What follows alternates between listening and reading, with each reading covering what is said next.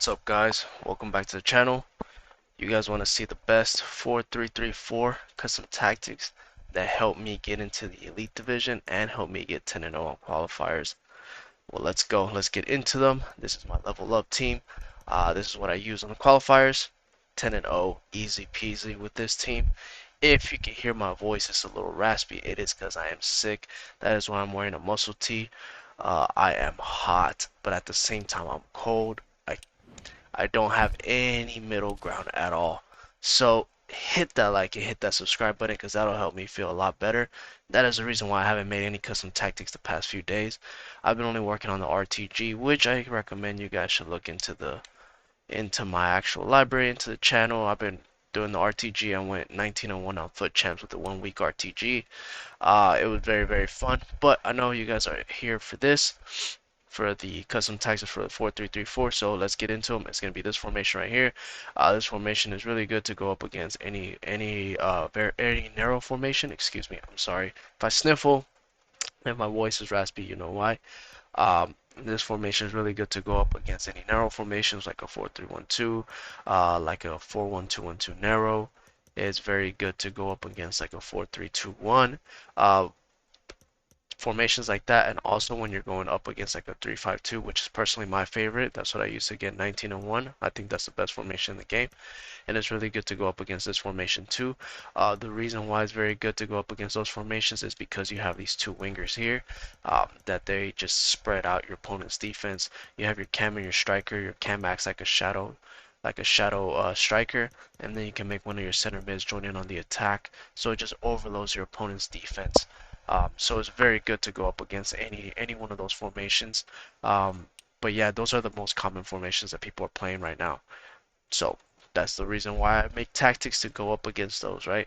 Alright, so for both old gen and new gen, you're going to start off with balance. I'll tell you how to be more aggressive in a little bit. You're going to go balance, 37 width, and 63 depth. This is going to be both old gen, new gen, right? I play old gen. I prefer old gen. I keep it literally like this, 37 and 63 width if I want to press manually. So if I'm losing a game, I will go in here 40, switch it to 70, and then start pressing manually myself. And then I'll take it away from balance to, direct passing to balance. That is if I'm losing. If I feel like I'm not losing big time, just if I'm losing like 1-0 and I just want to very get in their face, that's when I'll do this. If I'll show you right now. So this just start like this. Old gen 3763.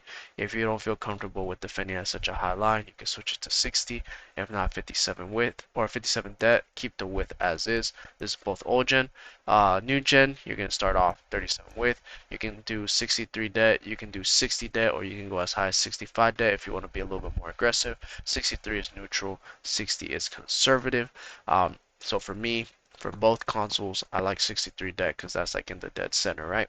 Now, you have two options. Again, like I was saying, if you want to manually press, you're going to put 40 width and you'll put 70 dead here. If you want to manually press, if you're on old gen, you can switch direct passing to balance just because you have a high line. If you're on new gen, just keep direct passing, right?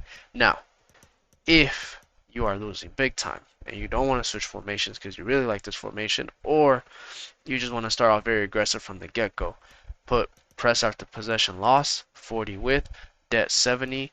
Don't put balance, don't put nothing on chance creation, just put long ball. Trust me, it works. It's very similar to my 4-3-1-2 press after possession loss. This works so good because you get so many players running forward, making runs everywhere, and it's not like fast build up where they just bomb forward. They just make L1 trigger runs by themselves without you having to manually trigger them, and without the direct passing on, they don't run away from you. They just run into the space, because with direct passing, what they do is they run into the space to make them go offside basically when they go next to the goalie. If you leave it on balance, they won't do that. They'll come to you, they'll make runs sideways, they'll make runs in behind the defender, they'll make all kinds of runs like miscellaneous, opposed to just doing direct passing, which they go just behind your opponent's line, and that's how you get caught a lot on the auto offsides trap. So that's why I do balance. Okay, that is if you want to be very aggressive. If not, if you just want to be neutral, then let's go back to how we started. 3763. Okay, Width 47, leave it as is for both consoles because with the width you allow your right wing and your left wing to cut inside whenever you get into your opponent's half. So it helps out a lot. Join gets more players into the box. Players in the box 5. I don't want to be too aggressive. 6 is a little bit too aggressive for me right now. I don't want to get hit on the counter because everybody has like 99 pace right now. So 5 players in the box is good for me. Corners and free kicks 1 and 1. The players you want to use, meta goalie, meta center backs, there's a whole bunch of center backs right now. You can go get this Pacho, whatever he's called. He's like 20, 30K on the market. Play some games with him. You'll have him at like 90, 92 pace. Thiago Jallo as well. You can play him. I think it's 10 games to get his level up card. Excuse me. He's really good too. Just you need at least 87, 88 pace and above in this game now. There's so many players are 99 pace. And you just need very, very fast defenders. Right back, left back, just have one left back or right back that can attack, joining on the attack, preferably 5-star skill moves.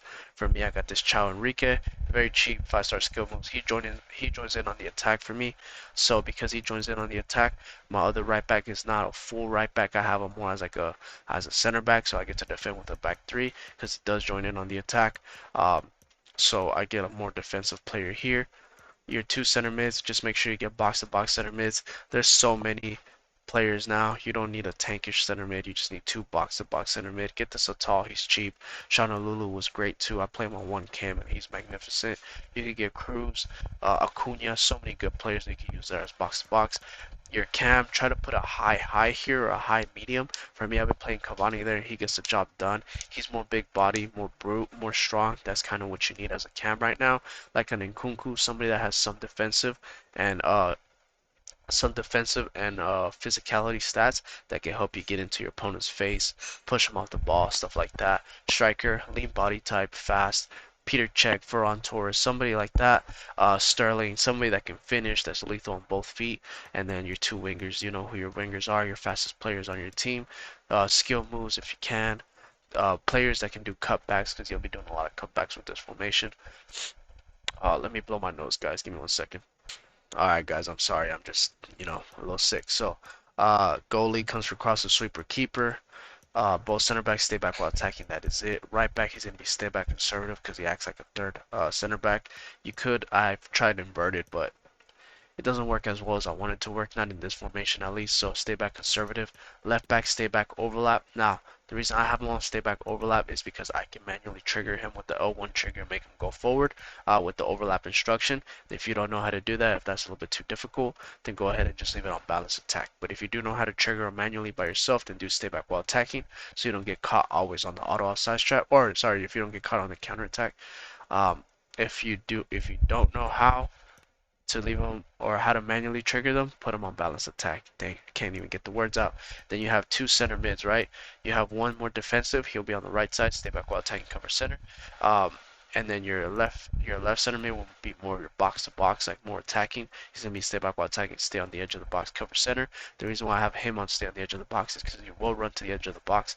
You can recycle the play with him and do finesse shots. So for me, Lulu is perfect there for finesse shots. Savanier has been good there too for finesse shots. So anybody that can shoot outside the box will be perfect right there.